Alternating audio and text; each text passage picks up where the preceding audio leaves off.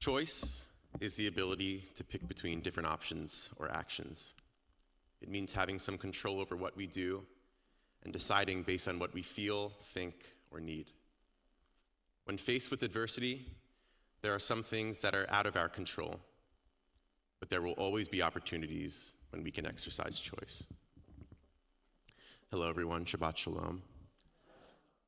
My name is Owen Weiss, and as of the last year, I am a T12 paraplegic. Let me share with you the beginning of my story. I grew up in Randolph, New Jersey. I was a very active kid. I played baseball, I played basketball, I played varsity tennis in high school.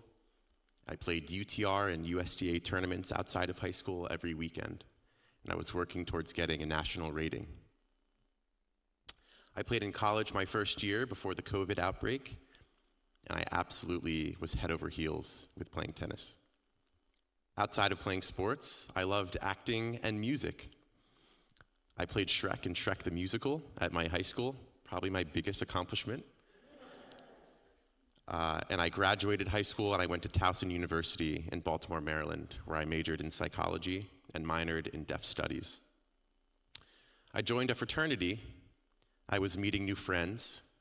I got to play tennis on the team, and it felt like everything was going right for me.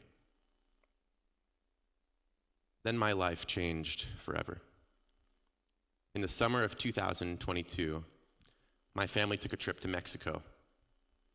On the morning of my flight, I woke up and I felt like I could barely move my feet, as if they had just died overnight. At the time, I didn't think anything of it. I thought maybe my feet were asleep, or I had slept in a weird position and that eventually it would go away. But as our vacation went on, other things started to happen. I started to walk with a limp on both sides, like I was waddling like a penguin. I felt the weakness in my hips now, too, but we tried not to panic because, well, we were in Mexico for the next week. But after I started to feel the weakness grow into other areas of my body, we knew that as soon as we returned home, we needed to urgently seek help. I had a doctor's appointment just about every day from the moment we returned home. We saw a neurologist who sent us to a neurosurgeon, who sent us to a vascular specialist, who sent us to a different doctor and a different doctor. My days consisted of waking up, going to see a doctor, eating, and playing video games. But this was one of the most depressing times in my life. I didn't see my friends. I barely saw family. And it already started to feel like my life was becoming all about trying to solve this mystery. No doctor had the answer, or if they did have an idea as to what could be going on, they wanted to send me to someone else who knew more. I think it's just incomprehensible that in this day and age, we're developing self-driving cars and artificial intelligence and robots. Yet sometimes when you go to the doctor and say, I need help, it seems like no one knows. After many visits, eventually I had an MRI that showed something of suspicion. The neurosurgeon that saw this on my MRI wanted me to have a spinal angiogram, which is a diagnostic test where they inject iodine dye into your arteries and take pictures with an X-ray machine to see how the blood is flowing through your body. After having this procedure, we finally got an answer. I was diagnosed with something called a spinal perimedullary arteriovenous malformation. As you could probably tell by the amount of words in this diagnosis, this is something extremely rare. It also usually tends to occur in men over 65, and I am 23. Essentially, an arteriovenous malformation, or let's just call it AVM for short, is a connection between an artery and a vein. Arteries and veins bring blood in opposite directions in your body. But due to this connection that I had, my blood was flowing through it, causing my blood flow to rapidly slow down. For those of you who have no interest in vascular neurology, here's a good metaphor to understand it. Imagine a highway. One side is going north, and the other side is going south. This is a very weird highway, though, because the northbound side has a speed limit of 90 miles an hour, and the southbound side has a speed limit of 25 miles an hour. You guys have always seen those dividers separating the two sides of the highway. But on my highway, there's a break in the divider connecting the two sides of the highway. So now the cars going 90 miles an hour are going into the southbound side where everyone else is going 25 miles an hour. And now everyone is driving south because there's lots of traffic and nobody can move because there are so many cars on the road. So they have to call the town to expand the road so that everyone can get where they're trying to go. If the sides of the highway were arteries and veins, I needed to get surgery to get my highway divider fixed. On June 30th, 2022, I had my first surgery. This recovery wasn't so bad. I was in the hospital for about 5 or 6 days, and I began outpatient physical therapy, and I was on my merry way. By the end of the summer, I resumed my life as it were, going to the beach with my friends and playing basketball, etc. 6 months later, I started to have these symptoms again. My AVM had grown back. My highway divider had broken in a different spot than the last time. On January 1st, 2023, New Year's Day, I spent recovering from my second spinal surgery within 6 months of each other. I didn't even know that it was possible for this thing to come back. After this surgery, we asked my surgeon, why did this thing come back, and how can we prevent it from coming back again? And he said, I really killed that thing. I'd be very surprised if it came back again. This recovery was even easier than the last. I stayed in the hospital for 3 days. I began outpatient physical therapy and resumed my winter break from school. 6 months later, my symptoms came back again. My highway divider had broken in a different spot than the last time. Are you starting to get deja vu? Even after he killed that thing, here I am on June 12th, 2023, where I walked myself into the operating room to have my third spinal cord surgery at Columbia University, New York Presbyterian Hospital. And that was the last time that I had walked independently. There was something that they had done in the surgery that caused me to lose sensation and control of my legs. Upon coming out of surgery and asking what caused this, my doctor said, to be honest, the team and I were kind of scratching our heads as to why you came out worse than you went in. The reality was, they made no error. They did the same thing that they did twice before, but just in a different location of my spine. It is absolutely amazing how sensitive the spinal cord is. Most spinal cord injury patients sustain their injuries through trauma, but I didn't have that. I wasn't in a car accident. I didn't fall off a cliff. I didn't fight a bear or get attacked by a vicious animal. But if there was some sort of traumatic event that I went through, I feel like that would justify a sense of understanding of my current situation. That I could say to myself, oh, and you were just in a terrible car accident, but you're alive right now, and for that you should be grateful, be patient with yourself. But I didn't really have a justification. I just had surgery. How many of you have had surgery before? I'm sure a lot. That's all that happened to me.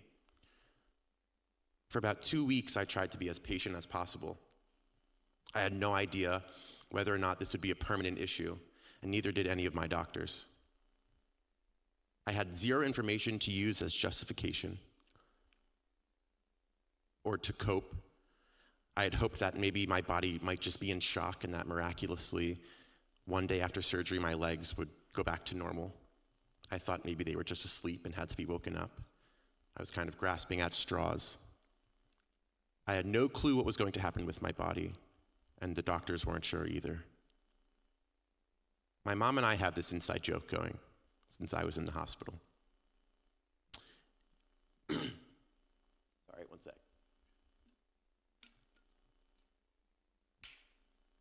Anytime that we ask each other a yes or no question, We reply by saying, could be, cannot be.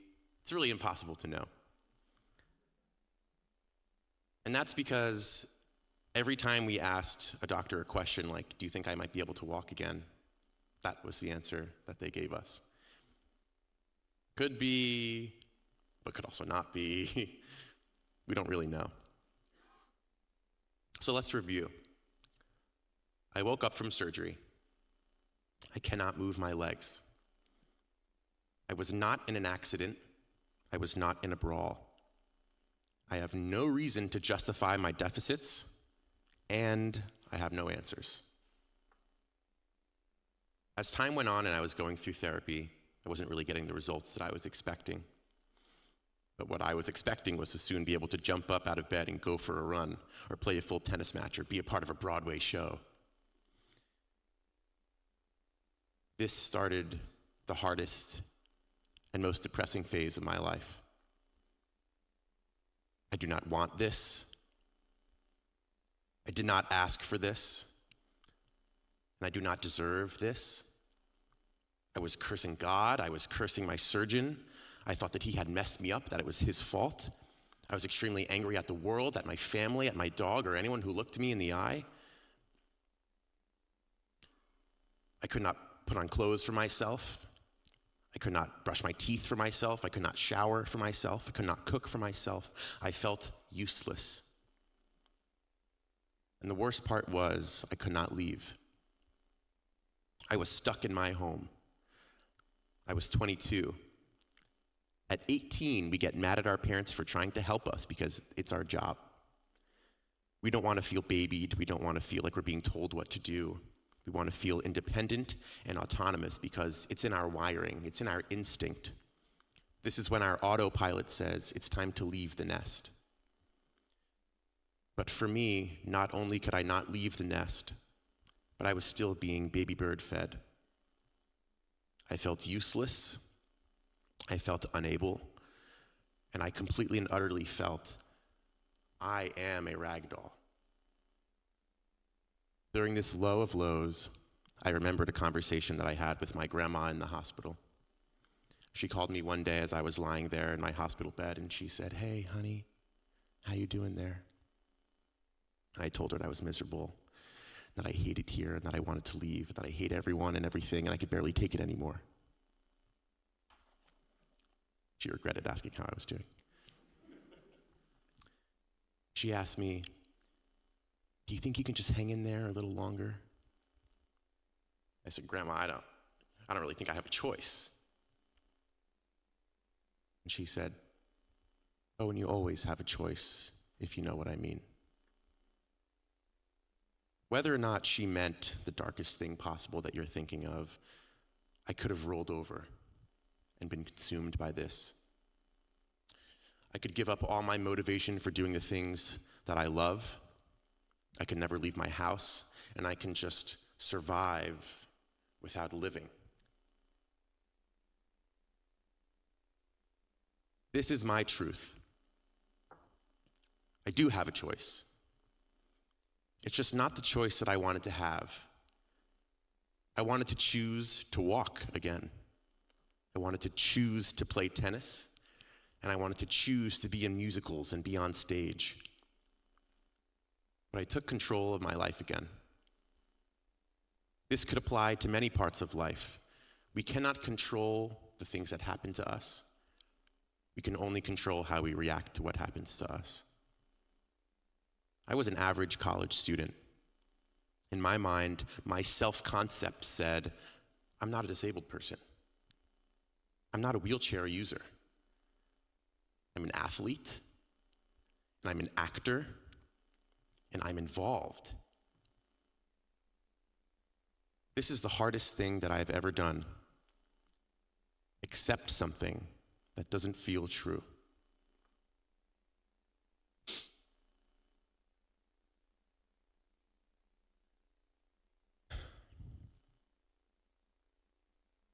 I kept saying to myself, I'm not a disabled person. I'm not someone who uses a wheelchair. I've seen people in public who use wheelchairs. I'm not a disabled person. But I had no idea of their stories. And I admit it, I'm sure many of you think this way too. It's not our fault. Being in our bodies is all we know. The reality is, anyone can become a disabled person, and it has nothing to do with you. It could have nothing to do with you or the decisions that you make. At this point in my journey, I learned something that saved me when I was feeling overwhelmed, and that fixed me when I was feeling broken. In the face of adversity, there is power in choice.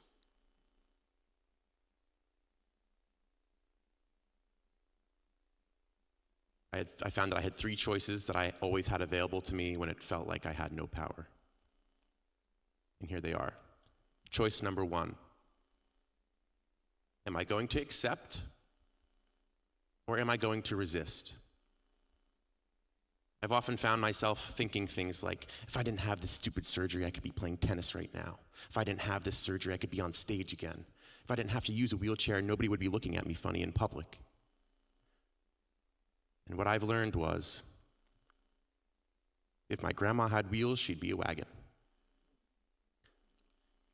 It's just not the case. I can't do the same things that I used to do. My life is completely different now. And that's just how it is. Now, I want to clarify that all my feelings were completely valid, and it is okay to ask, why me? And it is okay to be angry, upset, frustrated, and lonely. But it just didn't serve me. How I feel is a choice. Remember what my grandma said, you always have a choice. It's just not the choice.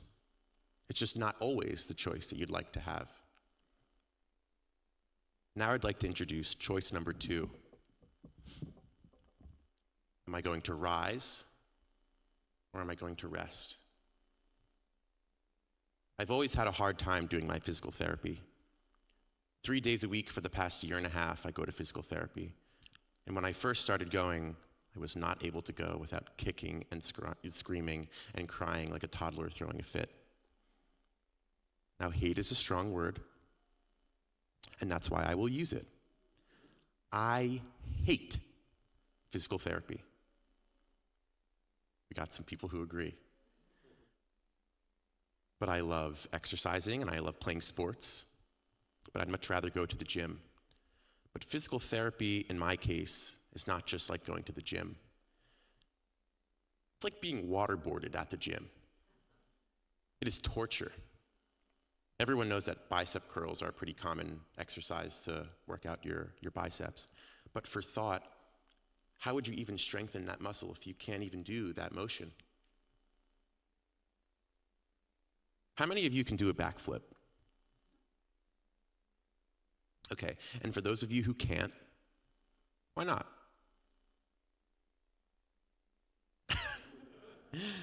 Well, you just can't.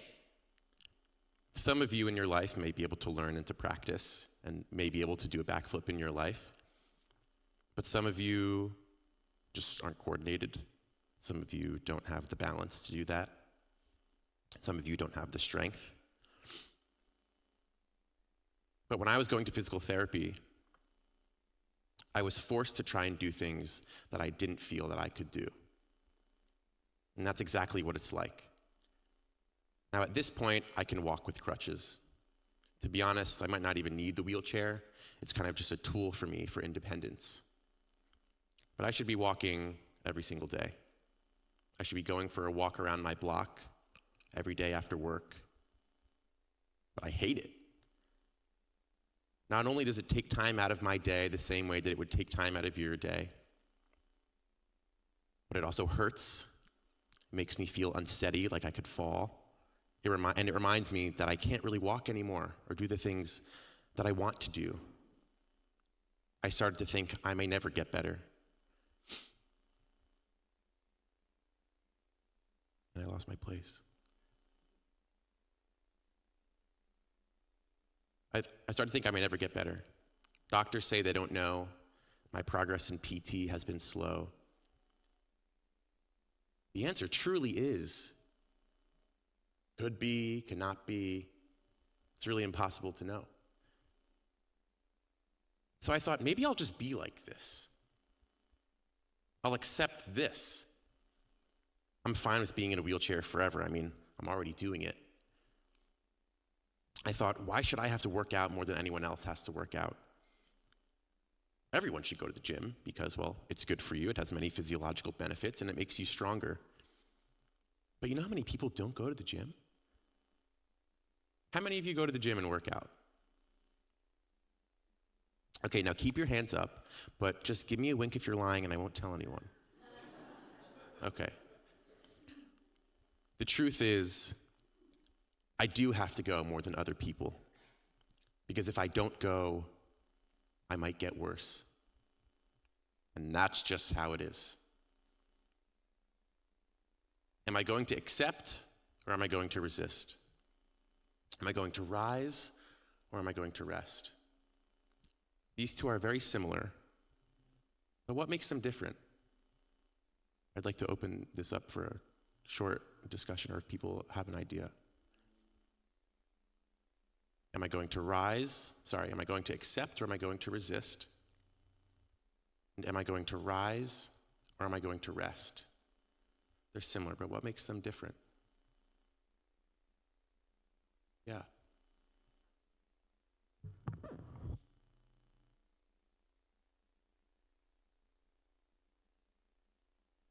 Okay, yeah, that's great. Anyone else? Yeah.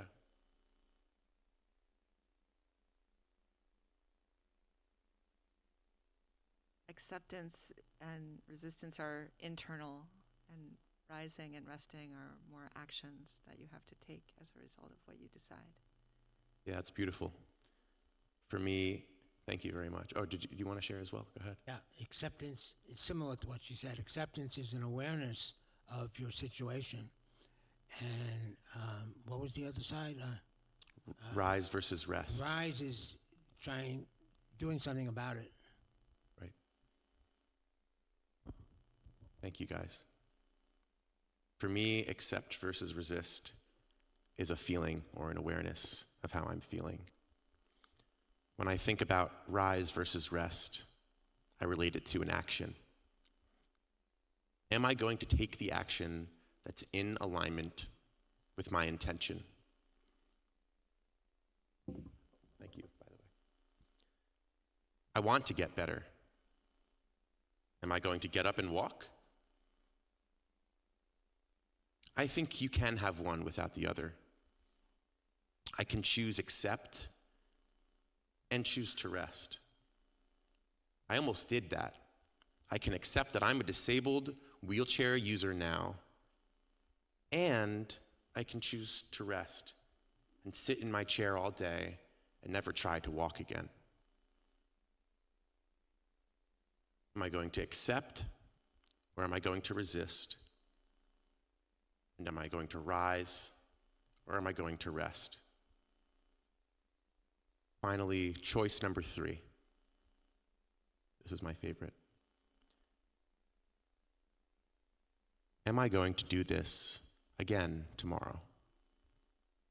And the next day? And the tomorrow after that? And the tomorrow after that? Am I ready to go through this over and over and over again?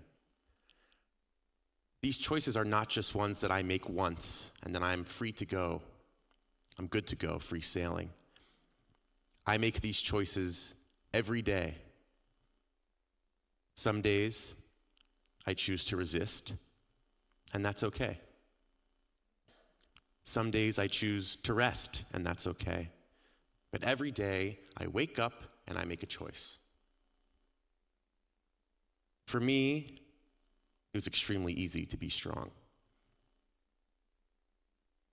I've had 3 spinal surgeries, and many people have said to me, "Owen, you're so strong." But seriously, being strong was easy for me. What's hard is being strong all the time, for an extended period of time. There have been times when I see my therapist, and in the appointment, I feel inspired. I feel encouraged. I feel empowered. I say to myself, yeah, I'm going to go home and I'm going to walk every day. And then I get in my car, I leave his office, I go home, and I get home, and I go, I'm so tired. You know what? I should just go inside and I should rest so that later I can walk. And do I walk later? I lose my strength. These choices are available even more often than every day, every hour, every minute, every second. I want to clarify that I'm not encouraging people to choose to resist and to choose to rest. I'm encouraging people to recognize that there is power in choice.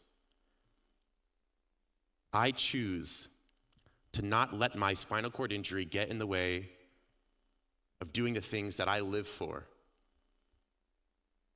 I work full-time at Mountain Lakes High School as a paraprofessional for the deaf program. I am the assistant varsity tennis coach for both boys and girls. On March 13th, I will be competing in my very first wheelchair tennis tournament in Baton Rouge, Louisiana. And I am the assistant director for the school musical Footloose going up in 3 weeks. I refound what I thought I lost. When faced with hardship, there is power in choice. Accept versus resist. Rise versus rest. And am I going to do it over and over and over again?